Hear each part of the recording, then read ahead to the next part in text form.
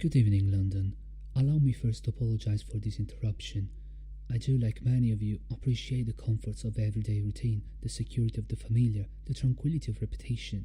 I enjoy them as much as any bloke, but in the spirit of commemoration, whereupon important events of the past, usually associated with someone's death or the end of some awful bloody struggle, are celebrated with a nice holiday, I thought we could mark this November the 5th, a day that is sadly no longer remembered, by taking some time out of our daily lives to sit down and have a little chat.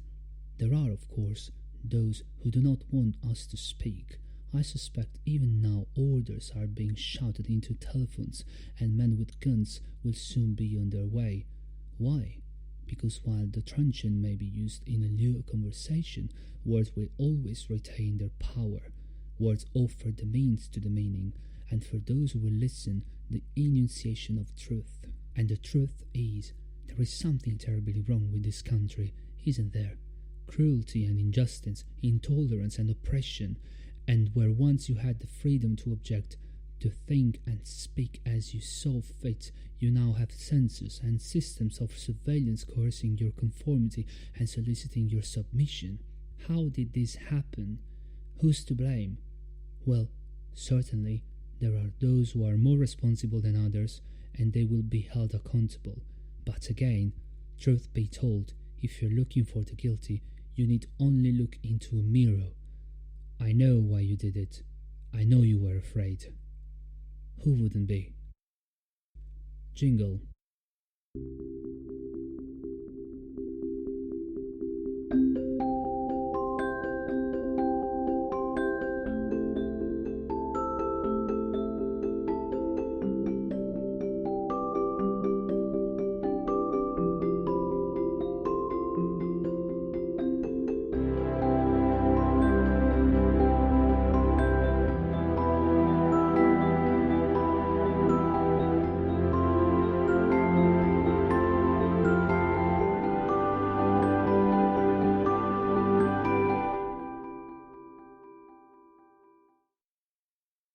Have you ever had the impression that in the actual society, your freedom depended on others' will and tantrum? If so, and you want to make everything clearer, this is the right episode for you.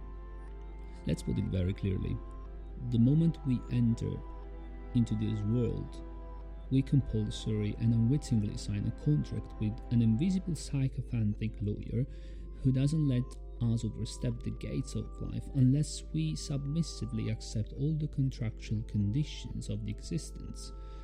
It's like when you buy a new smartphone and at the end of the configuration, you must accept the terms and conditions to use it. You are officially allowed to decline. The no button does appear on the screen, but if you click on it, nothing happens. You will see the same screen page where you must accept if you want to join the party. The question I ask myself, and I'd like to submit to you, is this: are we really allowed to decline the offer? Thomas Hobbes would say, of course not. We can't decline it. How could we? If I don't accept the terms and conditions, I can't use the phone. On the other hand, other thinkers like Vendetta-Thoreau and Etienne de la Boétie would reply something like, but you could just buy an old Nokia and you may still call and send text messages with it. And the irritated Hobbes would say, come on guys, that's ridiculous. How could I communicate without an up-to-date smartphone where I have all the world in my hand? What's the great deal of accepting these harmless terms and conditions?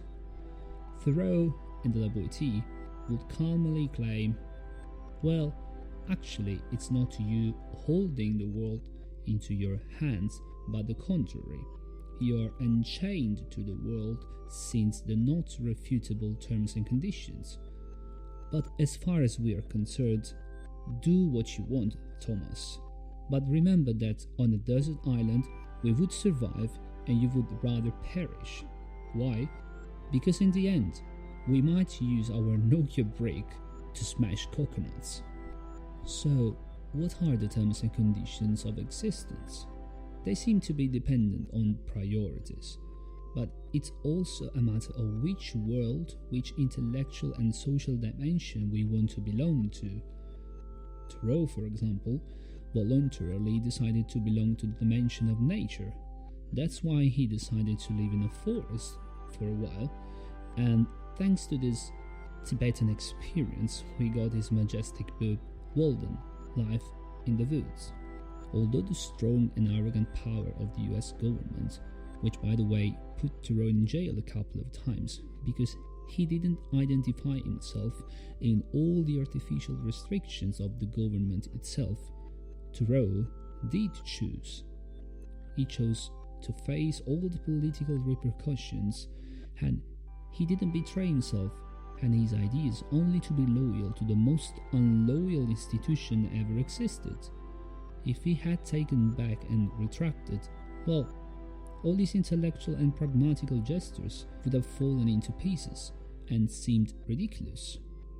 You cannot publicly say something and then behaving in a complete different way. That's what our actual politicians do, and that's what we do because of a schizophrenic sense of emulation. If this was a university course, it would be called behavioral jerkness. Thoreau, like Socrates, Seneca, Jesus, Gandhi, and many others, wanted to give the example, and to do this, they had to come up against all sorts of political and social aftermath, even though these would have meant death sentence. Since everything we have discussed so far, I know for sure Hobbes is turning over into his grave right now. According to him, human beings have no political rights to choose, and they must subdue their will to reach higher social benefits. Why? In a nutshell, because people are naturally egoistic, and this natural attitude of theirs doesn't lead them towards the path of the common good, but towards individual good. And, always according to Hobbes, the state, which is just another monotheistic enslaving religion, since it is essential for the survival of the society and it relies on the cooperation of every single individual, the state must tame and control everything by virtue of those higher social benefits. The lawyer who takes care of all these is called Mr. Leviathan, and apparently he doesn't accept any refusal. That's why Mr. Leviathan doesn't let you decline the terms and conditions for a higher good cause. But what do we talk about when we talk about common good, higher cause, congenital egoism? I mean, are these absolute and objective concepts? Is your common good also my common good? All legitimate question. Let's start from the obvious assumption that the two main things shaping our decisional moral are biases and utilitaristic spirit. The way we think how the world is and must be, because of our cultural background, plays the biggest part in our daily and social decisions, and this is not as bad as you could think. Cultural biases help us to better fit and cooperate in a determined social context. They are tailored to make us feel more at ease and less outsiders among other samples of the same social environment. The problem is when we are not aware of our social biases, and because of these, we are not able to manipulate them according to the specific situation of whichever social context. Here is where utilitarianism gets involved. Think about a typical mental experiment where you have to choose to save either one person who's going to be run over by a train or 5 persons. The point here is that if you actively save someone, on the other hand, you passively kill someone else, and vice versa. An utilitaristic mind would save 5 people, since a reasoning based on quantity. Better let only one person die, and that one be the cost to save the life of many others. Think you are in a sort of parallel dimensional supermarket, the same where all the gods also go, and you see this priceless offer: kill one, save five. You would buy it too. Things change though if I tell you that those 5 people are all rapers and the one person is a philanthropist who dedicated and sacrificed all his life to help the poor, for example. What do you choose now? Here, even the most utilitaristic mind is uncertain about the choice, while the cultural biases start having fun.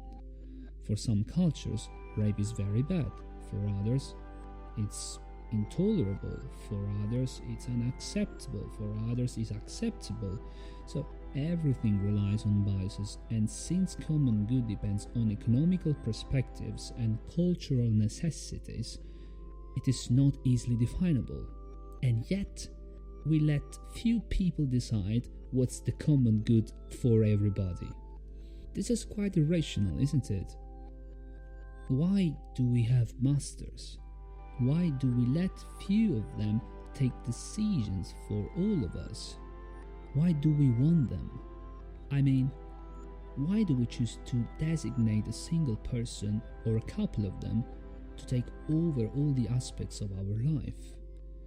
What if we do like having masters and we do not like taking charge and responsibility of our freedom? The concept of freedom itself is probably the one people have most fought and died for in the history of humanity, and yet the most rejected one. We fight for freedom, but in the end, we seem so incapable of handling it that we prefer to give it away without much ado. Allegedly, it would be easy and rewarding to get rid of our masters. We don't have to take anything away from them, we just don't have to permit them to get the power so easily. Because in the end, think about it, they cannot do anything more than what we let them do. And they cannot hurt us more than we let them do it. Why don't we stop our embarrassing servility? What's the source of this masochism of ours, where Mr. Leviathan is roughly raping us from behind and we even beg him to come over our face? Can you imagine all the toilet paper we have wasted to clean up all this intellectual bukkake of cum? So, assuming we want to rebel, how do we do it? What's the method to pursue? How do we fight? Hiding in a forest where we can cultivate our own garden and vicariously contemplate life as disconnected as possible from the central government seems to be a plausible solution. But is this properly fighting? I mean, are things going to change in this way?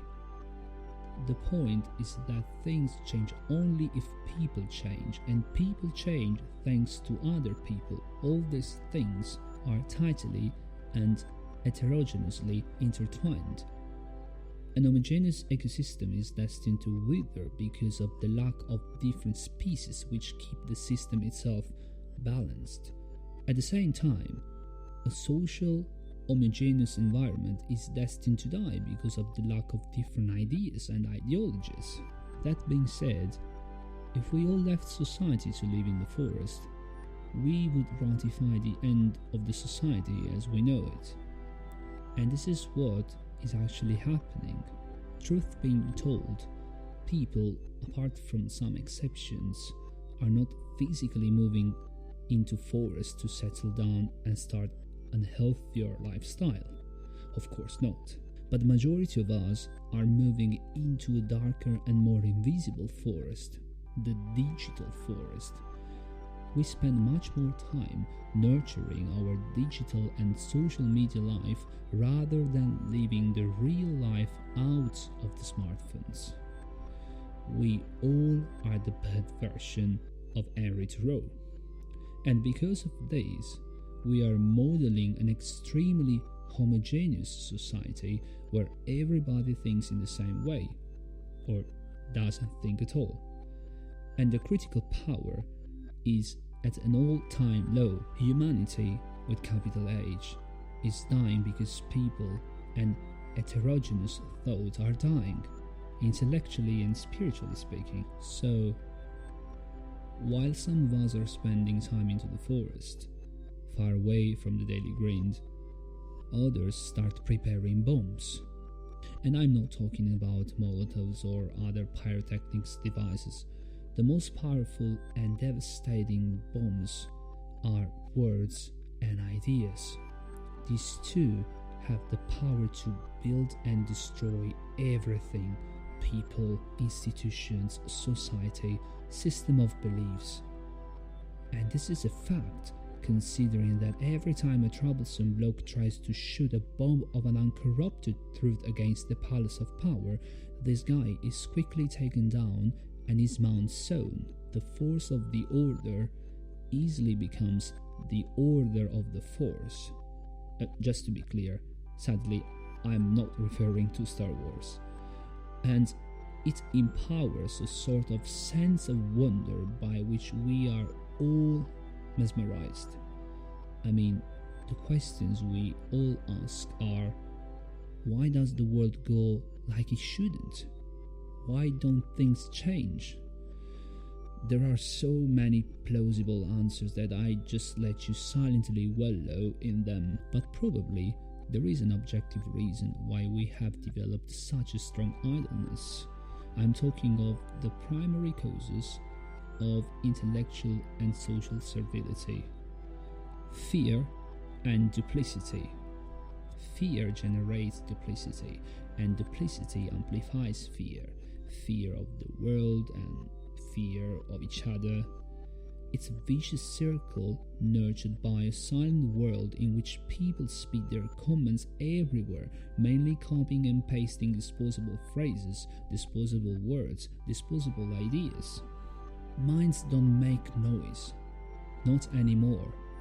If they would, this would be a much noisier and less scared existence. Nothing can come into the world without something vibrating or exploding. Noise is produced by the deflagration of original ideas, which at the same time won't hurt the ones who really want a more stimulating and vibrating world. As I told you at the beginning, it's mainly a matter of priorities. But we need to be able to produce our own ideas, which at the same time we will be using as shields against Mr. Leviathan, who can shoot at us as many bullets as he likes, but we will not die, because as a friend once said, ideas are bulletproof. So it was everything for today. I hope you enjoyed this third episode of the Sandwich Philosophy. Feel free to subscribe to the channel, to follow me on Spreaker, Spotify, YouTube, wherever. Thank you so much for listening. I truly appreciate it. Have a good day, and remember, enjoy your sandwich, but one thought at a time.